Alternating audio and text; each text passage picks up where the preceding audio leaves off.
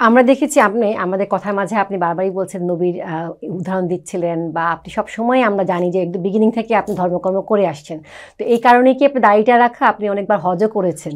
তো দাড়িটা রাখার উদ্দেশ্য কি এরকমই যে আমি আমি বলি তোমাকে, হুম, এই দাড়িটা আসলে আমার ছেলের ঘরের নাতি যখন হলো আর কি, তো ওর ও যখন হলো অদ্ভুত ব্যাপার কি যে আমি উমরার জন্য আমার ছিল ওর হওয়ার কথা ছিল 1 মাস পরে।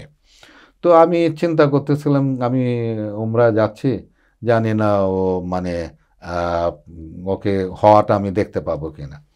তো ওই সময় আমি যেহেতু রোজার মাস ছিল, রোজার উমরাতে যাচ্ছিলাম, রোজার মাস ছিল, তো আমি চিন্তা করলাম যে উমরাতে যাচ্ছি আর দাড়িটা আর কাটার দরকার নেই। তো আল্লাহর কি রহম যে মানে বৌমা হঠাৎ করে আমি যাওয়ার দিন সে হঠাৎ করে মানে এমন অবস্থা হলো সিচুয়েশন, সে হাসপাতালে যেতে হলো আর কি। এবং হাসপাতালে যেতে হলো এবং কিছুক্ষণ পরে আমাকে নিউজ দিল যে আপনার নাতি হয়েছে। তখন আপনি হ্যাঁ, অন্ধা আমি হয়ে আমি তখন ওখানে গেলাম আর কি।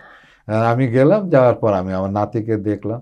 দেখার পর আমি চিন্তা করলাম একটা জিনিস, আমি চিন্তা করলাম, আমি বললাম না যে আমি ধর্মের যে বিষয়গুলো আমাদের এখানে কিন্তু দাড়ির যে বিষয়টা ইসলামে সেইভাবে কিন্তু মানে এটা ফরজও না, কিন্তু এটা সুন্নত।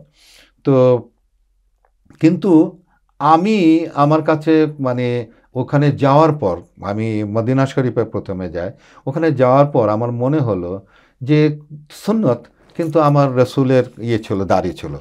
এবং সঙ্গে সঙ্গে আরও একটা জিনিস আমার কাছে মনে হলো, যত নবী এসেছে প্রত্যেক নবীর দাড়ি ছিল। তো আমি তখন চিন্তা করলাম যে প্রত্যেক নবীর যেহেতু দাড়ি ছিল, তাহলে আল্লাহ দাড়িকে পছন্দ করেন এবং দাড়িকে পছন্দ করেন বলেই সকল নবী দাড়ি রেখেছে। তো হোয়াই নট মি?